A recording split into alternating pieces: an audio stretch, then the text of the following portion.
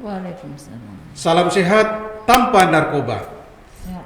Bersama saya Sarip, jumpa lagi di program acara obrolan asik dan tentunya masih di podcast kesayangan kita semua, podcast Badan Narkotika Nasional Provinsi Sulawesi Tenggara. Nah, di segmen kita hari ini saya ditemani oleh narasumber yaitu Ibu Dr. Endah Haja Harmawati MKes APT. Selamat sore Bu. Selamat sore. Beliau adalah Koordinator Bidang Pencegahan dan Pemberdayaan Masyarakat Badan Narkotika Nasional Provinsi Sulawesi Tenggara yang akan menemani kita selama 30 menit ke depan dengan tema Kampus Bersinar.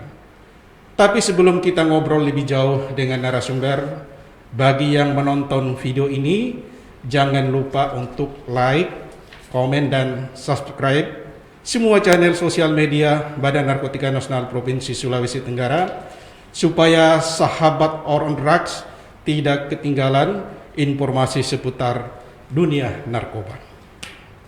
Nah, baik para pemirsa dan pendengar podcast Badan Narkotika Nasional Provinsi Sulawesi Tenggara. Gimana kabar ini Bu? Apa kabar?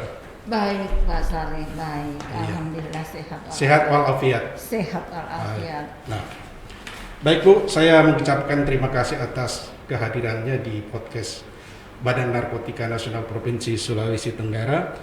Tentunya ini adalah untuk membagi informasi ya Bu, ya tentang pencegahan, pemberantasan penyalahgunaan dan peredaran gelap narkoba. Nah, kita ketahui bersama Bu bahwa kampus bersih narkoba adalah salah satu upaya strategis dalam realisasi program P4GN ya, atau pencegahan pemberantasan penyalahgunaan gelap narkoba secara utuh dan terintegrasi antar perguruan tinggi di Sulawesi Tenggara, baik di internal kampus maupun di lintas program perguruan tinggi ya, di lintas perguruan tinggi. Nah, tentunya Bu, keberhasilan pelaksanaan kampus bersinar itu sangat ditentukan oleh kerjasama dan komitmen seluruh pemangku kepentingan kampus. Nah, kira-kira Bu, apa yang sudah dibangun ini BNN dalam menentukan komitmen di kampus-kampus di Provinsi Sulawesi Tenggara? Oke. Saya buka dulu masker ya, barangkali. Lebih bagus mungkin saya buka masker. Silakan Bu. Ya. Terima kasih. Assalamualaikum warahmatullahi wabarakatuh. Waalaikumsalam warahmatullahi wabarakatuh. Selamat siang menjelang sore. Salam Om Swastiastu, Nama Budaya dan salam kebajikan. Yang pertama saya ingin menyampaikan dulu kenapa sih BNN ada memberikan lagi namanya kampus bersinar. Apa itu kampus bersinar dan apa dasarnya? Nah, saya mulai dulu dengan dasarnya supaya lebih tersosialisasi. Ya baik. Dasar daripada kampus bersinar sebenarnya ini tidak luput dari Undang-Undang Nomor 35 Tahun 2009 tentang narkotika. Undang-Undang Nomor 39 ini pasal 60 poin C mengatakan bahwa mencegah generasi muda dan anak usia sekolah dalam penyalahgunaan narkotika, termasuk dengan memasukkan pendidikan yang berkaitan dengan narkotika dalam kurikulum sekolah dasar dan sekolah menengah atas. Nah, kita ketahui bahwa generasi muda itu kan umur sampai 30 tahun atau mungkin sekarang ini kata orang bijak mungkin lebih lagi. Nah, kita ketahui 30 tahun itu pasti masih, sebelum 30 tahun masih ada di perguruan tinggi. Nah, oleh karena itu penting sekali kita melihat bahwa generasi muda ada di kampus sebagian dan ada di SMA sebagian. Dan mereka ini adalah calon-calon pemimpin bangsa ke depan. Kemudian yang kedua, itu undang-undangnya yang induknya bicara narkotika tidak lepas dari Undang-Undang Nomor 35. Kemudian dari itu turunannya Impres Nomor 2 yang sebelumnya sudah beberapa Impres, sekarang Impres Nomor 2 tahun 2020 tentang rencana aksi P4GN. Nah, Rencana Aksi Nasional P4GN, pencegahan, pemberantasan, penyalahgunaan dan peredaran gelap narkotika. Nah, di situ salah satu poin juga mengatakan pengembangan topik anti narkoba dan prekursor narkotika adalah salah satu mata pelajaran di sekolah, madrasah, dan perguruan tinggi. Oh, berarti ini sudah terintegrasi, Bu? Sudah terintegrasi, cuma mungkin sosialisasinya belum keras. Belum. Sudah disosialisasikan tapi belum sampai kemana-mana. Oh, begitu. Kemudian yang ketiga, nah ini yang penting juga ini, hasil survei BNN dan LIPI, prevalensi di kalangan pelajar dan mahasiswa satu tahun terakhir pakai. Jadi berarti masih pakai ya. Tahun 2016 itu 1,9%. Tahun 2018 naik menjadi 3,2% dan tahun 2019 naik lagi menjadi 3,3%. Ini khusus pelajar dan mahasiswa. Mungkin jadi yang sering peningkatan yang sering kita sosialisasikan adalah prevalensi penyalahgunaan narkoba secara umum. Nah, ini khusus pelajar dan mahasiswa. Ini terjadi peningkatan. Hal ini ditunjang oleh data 81 jiwa generasi milenial dari jumlah penduduk 245 juta jiwa total Indonesia. Jadi sekarang sudah sepertiga milenialnya, sepertiga dari jumlah penduduk Indonesia. Nah, kemungkinannya, ini perkiraannya, pada saat bonus demografi bukan lagi sepertiga milenial, tapi kemungkinannya terbalik, 2/3 milenialnya, sepertiga yang orang tuanya, atau paling tidak setengahnya. Nah, inilah dasarnya kenapa BNN memprogramkan untuk kampus bersinarkoba. Jadi ini dasar hukumnya, Bu, ya? Bukan cuma desa bersinar, kelurahan bersinar, kantor bersinar, tapi termasuk kampus bersinar. Karena saya kira kita semua tahu bahwa di kampus itu banyak milenial di situ. Iya, jadi artinya, Bu, sebelum kita wujudkan Indonesia bersinar, Sulawesi Tenggara bersinar, kita harus mulai dari bawah dulu. Tentunya mulai dari desa bersinar, kampus bersinar, lapas bersinar, dan lain-lain, Bu. Seperti itu ya, Bu, ya? Betul sekali, Pak. Betul.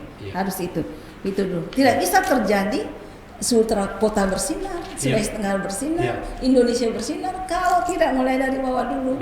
Dari desa dulu, mungkin dari RT-nya dulu, RW-nya, kemudian desa kelurahannya, kecamatan. Ini mungkin. Artinya Ibu ini memprogramkan kampus bersinar karena memang di sana ini ada generasi milenial. Iya, betul sekali. Baik. Ini pelanjut generasi penerus bangsa kita Indonesia. Baik. Nah, terus apa saja komitmennya ini, Bu? Yang dilaksanakan di sana. Iya. Kalau kampus seperti misalkan kampus apa saja yang sudah melaksanakan selama ini program P4 Gen. Sebenarnya yang terlibat itu semuanya kampus yang ada di Kendari sebenarnya. Yang ada di Kendari. Nah, kampus-kampus sebenarnya apa yang dikerjakan di kampus itu sebenarnya tidak berat kok, karena sudah ada beberapa kampus yang memang sudah melaksanakan. Contoh IAIN. IAIN-nya tahun 2020 sudah mendapatkan penghargaan dari BNN RI, itu tingkat nasional loh. Jadi satu tahun itu tidak ada hanya IAIN Kendari di Indonesia mendapatkan penghargaan dari BNN bahwa kenapa? Karena IAIN itu sejak tahun 2014 setiap mahasiswa baru tes urin kalau masuk yang bekerja sama dengan BNN provinsi, kemudian tahun 2017-18 itu sebelum ujian sarjana tes urin lagi, sehingga dipastikan mudah-mudahan kita bahwa sebelum masuk kalau memang mahasiswa mau bercita-cita mau betul-betul baik, jadi generasi baik, jadi pejabat nantinya, jadi masyarakat yang baik, maka dia tidak coba menggunakan narkotika. Kenapa? Mulai dari masuknya sudah dites. Apalagi kalau semua SMA nanti SLTA, sebelum masuk SLTA, SMA sudah tes urin. Tadi kan ditunjuk sudah ada aturannya dasarnya sebenarnya. Berapa indikator itu Bu yang di tes? Sebenarnya indikatornya minimal 6 parameter. Nah, kalau seandainya semuanya sudah dari masuk SMA sudah tes urin, masuk perguruan tinggi tes urin lagi, kemudian sebelum selesai tes urin lagi, di mana tempatnya orang penyalahguna narkoba? Kan masuk pegawai tes lagi, jadi tidak ada tempatnya, sehingga orang yang adik-adik, anak-anak yang memang berpikir positif, ngapain itu narkoba? Iya. Anu gitu, ngapain narkoba? Kalau kita sudah narkoba ketagihan. Kalau ketagihan kan bagaimana? Kita tidak bisa lepas lagi. Nah, bagaimana kelanjutan? Jadi kita ini pendidikan? artinya salah satu bentuk deteksi dini. Ya, deteksi dini, itu deteksi dini. Iya. Nah, itu memang program di kampus bersinar, salah satu itu kalau Iya. masuk, keluarnya misalnya, kemudian sebelum jalan sarjananya, pembentukan satgas, ini penting. Iya, iya. Kenapa penting pembentukan satgas? Kita kasih dulu materi, pemahaman ini satgas atau relawan namanya atau penggiat, kemudian dialah menyampaikan ke teman sebaya. Sehingga BNN tidak lagi maksudnya dia semua yang turun penyuluhan. Jadi teman sebayanya dia sampaikan kalau ada yang dia lihat ini bagaimana, jangkau narkoba nah. Kalau ada yang tawarkan kok, maaf saya tidak gunakan. Itu mungkin penting. Maaf saya tidak gunakan itu. Tidak usah alasan lain. Maaf saya tidak. 2 kali tak kasih tahu ditawarkan lagi. Maaf saya tidak. 3 kalinya, maaf ada urusan saya. Tinggalkan tempat itu. Itu yang tolak narkoba dengan halus. Oh, baik, ini menarik ini Bu. Ya. Nah, seperti Ibu tadi sampaikan bahwa IAIN ini sudah menerima penghargaan dari BNN, ya kan? Nah, Ibu memberikan merekomendasikan ya dari penghargaan ini. Apakah memang ini Bu sudah ada seperti MOU dibuat antara BNN dan IAIN? Iya. Oh, kalau MOU sudah ada. Oh, sudah ada. Iya, dari tahun berapa itu sudah MOU antara BNN dengan IAIN. Tahun 2015, akhir 2015, kalau bukan akhir 2015, awal 2016 itu 2015. Itu kan di Sulawesi Tenggara sudah terbentuk Artipena. Artipena se-Indonesia ditempatkan di Kendari waktu itu. Artipena adalah asosiasi perguruan tinggi perguruan tinggi anti narkoba. Nah itu sudah ada ketuaan, cuma saya lihat sekarang belum terlalu jalan. Tetapi itu sudah ada semua perguruan tinggi di Sulawesi Tenggara sudah MOU dengan BNN waktu itu. Tapi IAIN sudah kita perpanjang lagi MOU-nya karena MOU-nya berlaku cuma 4 tahun atau 5 tahun. Kita sudah perpanjang tahun lalu. Sudah beberapa perguruan tinggi kita perpanjang. Oh, jadi salah satu kegiatan kampus bersinar ini adalah melaksanakan deteksi dini, sosialisasi. Ya, sosialisasi, membentuk penggiat anti narkoba dan kegiatan-kegiatan mungkin perlombaan. Oh, perlombaan. Iya. Karena memang BNN IAIN itu sudah beberapa tahun yang lalu kami sering melibatkan pada saat HANI, Hari Anti Narkotika Nasional, dia ikut lomba-lomba. Tapi bagaimana dengan persiapan anggaran? Kan alat tes urin itu harganya kan lumayan besar, mahal Bu ya, kurang lebih 100 ribuan lah seperti itu. Nah tentunya kan ini mahasiswa ini ribuan yang harus deteksi dini. Apakah ini peralatannya disiapkan oleh IAIN? Bagaimana Bu? Ya. Sejak tahun 2017 terakhir itu BNN tidak menyiapkan lagi alat tes urin itu barangkali. Iya, Sehingga kami hanya dibekali dengan aturan-aturan undang-undang, peraturan Menteri Kesehatan, peraturan Menteri Kepala BNN, peraturan impres yang mendasari kita berkoordinasi, advokasi ke instansi vertikal, ke instansi OPD, termasuk kampus-kampus untuk menyampaikan perlu deteksi dini. Kalau misalnya mungkin kalau kampus tidak mempunyai dana, bebankan sama mahasiswa. Berapa sih 80.000, 90.000 sampai 100.000 daripada anak Anda menyalahgunakan narkotika? Iya. Pasti sudah sulit.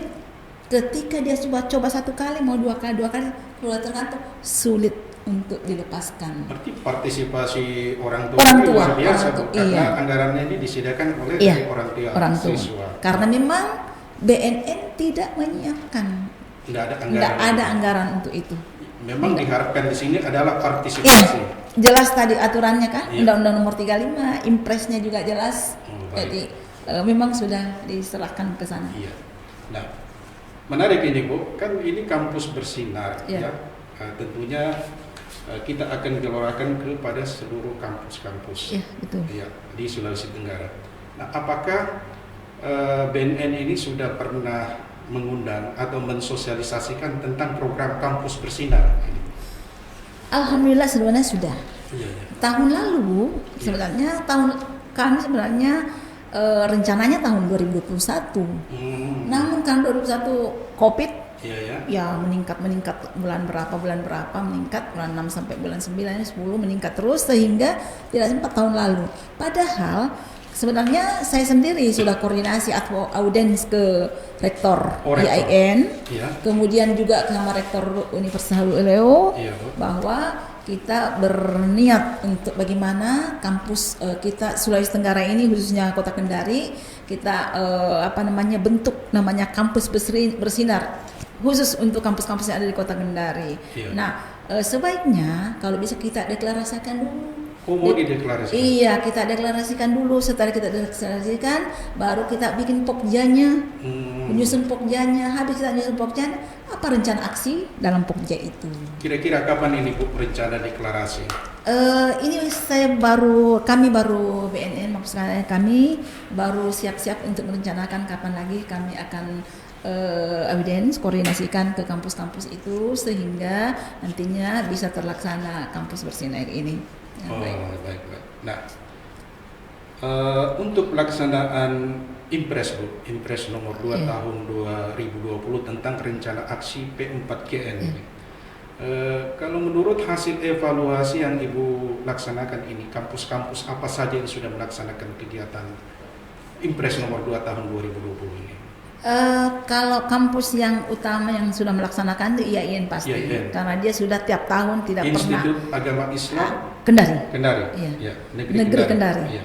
Jadi itu memang sejak tahun itu tidak pernah lepas sampai tahun 2020 yang tidak sempat sosialisasi karena pas kencangnya kan waktu itu COVID. Jadi tidak. Tapi tahun 2021 sempat sosialisasi dan tes urin untuk Kemudian yang kedua adalah Mandala Waliyah.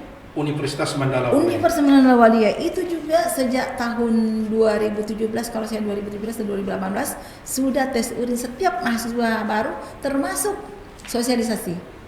Karena saya juga sudah 2 kali sepertinya kalau saya ingat 2 tahun itu saya datang kasih sosialisasi di sana. Kalau dengan satgasnya bagaimana? Satgas juga ada. Karena sebelum ada Impres, memang sebelum cita-citanya ada kampus bersinar ini memang program BNN itu kan ada pembentukan satgas atau penggiat anti narkoba di lingkungan pendidikan. Yang kami undang kalau lingkungan pendidikan, kalau tahun ini perguruan tinggi mahasiswa, tahun depannya lagi SMA-nya lagi, tahun depannya lagi gurunya lagi. Jadi sudah ada guru yang dosen yang kita satgasnya sudah ada, dosen sudah ada Pak. Mahasiswa mungkin sudah tamat ya karena bergantian, SMA-nya juga sudah, guru-guru SMA pun juga ada. Kalau gurunya mungkin masih tetap, tapi mahasiswanya kan bergilir, jadi sudah sering kayak itu. Bagaimana dengan regulasi tentang P4GN? Artinya ini ada hubungannya dengan Impres nomor 2 tahun 2020. Apakah memang di kampus ini sudah ada regulasi utamanya, misalkan kalau ada misalnya dosen guru yang terlibat dari narkoba, demikian juga mungkin dengan mahasiswa. Yang saya tahu persis adalah IAIN. Ada buku tata tertib kalau saya tidak salah judulnya. Salah satu pelanggaran keras adalah narkoba. Iya. Pelanggaran keras adalah narkoba, itu ada bukunya. Jadi kalau memang ada mahasiswa yang terlibat masalah narkoba, itu pelanggaran keras bisa dikeluarkan. Oh begitu. Iya, karena pelanggaran keras itu sanksi ya. Sanksi. Itu ada tata tertib di IAIN sudah ada. Iya. Selain IAIN Mandala Waliyah, universitas apa lagi Bu yang sudah melaksanakan kegiatan? Kalau UHO itu dia sering sih sosialisasi. Tes urin, konon kabarnya juga melaksanakan tes urin sudah berapa tahun sebenarnya, namun belum bekerja sama dengan BNN. Untuk tahun ini tahun 2021 itu saya cuma dengar-dengar karena saya tidak, katanya dia tes urin tetapi melalui SHKPN. Jadi saya waktu itu ketemu Pak Rektor, saya di kebetulan di Hotel Akalaro, saya sampaikan, mohon maaf Pak Rektor, kalau boleh jangan SHKPN karena terlalu mahal, kasihan mahasiswa. Undang saja kami tidak usah dibayar, kami datang untuk melakukan tes urin di kampus. Hanya beli siapkan tes urinnya, alatnya, kami datang BNN untuk melaksanakan tes urin. Saya selalu tawarkan hal itu. Baik. Nggak usah kami dibayar. Yang penting terlaksana program ini, dan program ini bukan untuk saya, bukan BNN, tetap untuk masyarakat Sulawesi Tenggara. Termasuk mungkin juga dengan Universitas Muhammadiyah, Pak, sudah. Muhammadiyah sosialisasi sering. Begitu. Muhammadiyah Unsultra juga sering sosialisasi. Tapi yang paling sering itu, yang paling rutin itu adalah IAIN dengan Mandala Waluya. Kemudian yang sering karena banyak fakultas, kalau UHO sering sekali meminta narasumber sama kami sosialisasi. Masuk baru, iya sering sekali. Indikator-indikator apa saja Bu yang dilaksanakan di perguruan tinggi bahwa itu sudah melaksanakan program kampus bersinar? Ya, kira-kira indikator apa Bu? Indikator yang diharapkan. Iya. Jadi yang diharapkan dalam kampus bersinar ya pertama telah melaksanakan sesuai rencana. Apa tadi itu deteksi dininya ya sudah melaksanakan sesuai rencana. Iya. Kemudian yang kedua, karena sudah melaksanakan sesuai rencana, pastinya sivitas akademis, maksudnya mulai dari pejabatnya, mahasiswanya, fungsionalnya dan lain sudah memahami bagaimana itu narkoba, bagaimana bahayanya dan sebagainya. Itu kan pastinya di situ ada. Iya, Kemudian yang ketiga, karena sudah melaksanakan berarti dia sudah menyiapkan dana untuk itu. Iya. Karena terusan BNN tidak menyiapkan dana untuk itu, sehingga pasti sudah menyiapkan dana untuk itu, dana kampus, mungkin APBN atau apa. Kemudian yang selanjutnya ada satgas di dalamnya. Ada satgas di dalamnya. Satgas. Iya, satgas di dalamnya. Yang keempat pastinya kemarin tahun lalu kita sebenarnya sudah berkumpul perguruan tinggi yang ada Kota Kendari, kami undang di BNN membicarakan masalah kampus bersinar. Sudah sepakat sih untuk Pokjanya. Pokja kapan dilaksanakan, tapi karena Covid kemarin jadi belum terlaksana. Itu IAIN itu sudah ada mata kuliah tentang narkoba. Dia gabung jadi 2 SKS itu narkoba dan korupsi. Khusus IAIN ini? Khusus IAIN sudah ada dosennya, luar biasa, sudah ada dosennya itu. Nah mungkin suatu saat nanti kita undang di sini untuk berbicara masalah itu sejauh mana pelaksanaan tentang kampus bersinar. Nah sebenarnya kalau tidak Covid kemarin itu kan sudah deklarasi rencana aksi sekarang, karena itu sudah matang sebenarnya perencanaannya untuk kampus bersinar ini. Tinggal actionnya, karena sudah 2 kampus juga saya sudah jelajahi dan alhamdulillah semua menanggapi dengan positif, karena ya berpikir bahwa ya untuk kedepannya Sulawesi Tenggara ini. Iya. Berarti sebenarnya capaian BNNP Sultra ini dalam mewujudkan kampus bersinar ini sudah berjalan ini Bu ya. Sudah berjalan. Sekarang ini tinggal kita gelorakan untuk mendeklarasikan supaya program kampus bersinar ini bisa dilaksanakan di berjalan berkesinambungan. Ya, berjalan berkesinambungan. Ya, itu yang harapannya. Bukan cuma sekali tapi berkesinambungan. Seperti ini sudah berapa tahun berjalan berkesinambungan. Jadi alhamdulillah kalau demikian, karena dengan adanya itu kan harapannya sih supaya sudah tidak ada lagi walaupun mungkin suatu saat tapi mudah-mudahan sudah tidak ada lagi mahasiswa menyalahgunakan narkoba. Iya. Artinya generasi muda Sultra terhindar dari penyalahgunaan narkoba. Iya, betul. Terus hubungannya dengan bonus demografi tadi Bu, Indonesia 2030 ya 2030 sampai 2045. Jadi sebenarnya harapannya kampus bersinar ini apa harapannya? Generasi Sulawesi Tenggara khususnya Kota Kendari ini adalah ketahanan remajanya tinggi. Dan itu sudah diuji pada tahun 2018 kemarin. Sudah ada survei antara BNN RI dan Universitas Indonesia. Kebetulan saya ditunjuk jadi mentor waktu itu. Jadi 3 kabupaten Pak, Kota Kendari, Munah dan Kolaka. Dilaksanakan waktu itu survei remaja umurnya sekitar 13 sampai 18-20 tahun yang disurvei. Ada yang aktif organisasi Sulawesi Tenggara masuk 10 besar tinggi. Karena indikatornya ada sangat tinggi. Tingkat ketahanan. Ketahanannya tinggi. Ketahanan masalah narkoba.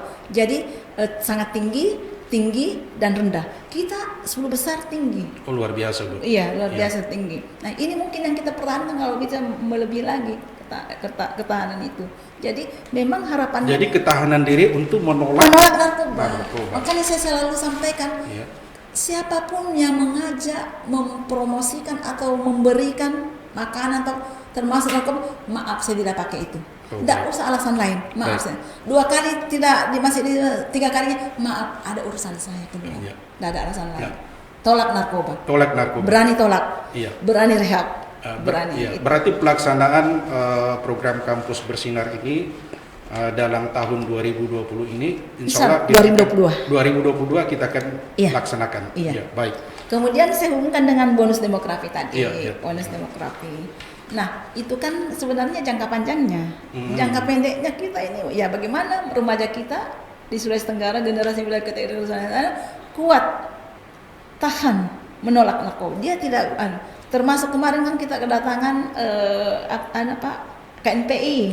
Kan generasi muda juga, Menwa, generasi muda juga. Itu selalu kami sampaikan. Harus tahan, apapun alasannya. Malah saya tawarkan, adik-adik generasi muda mestinya jadi subjek, Iya. bukan objek.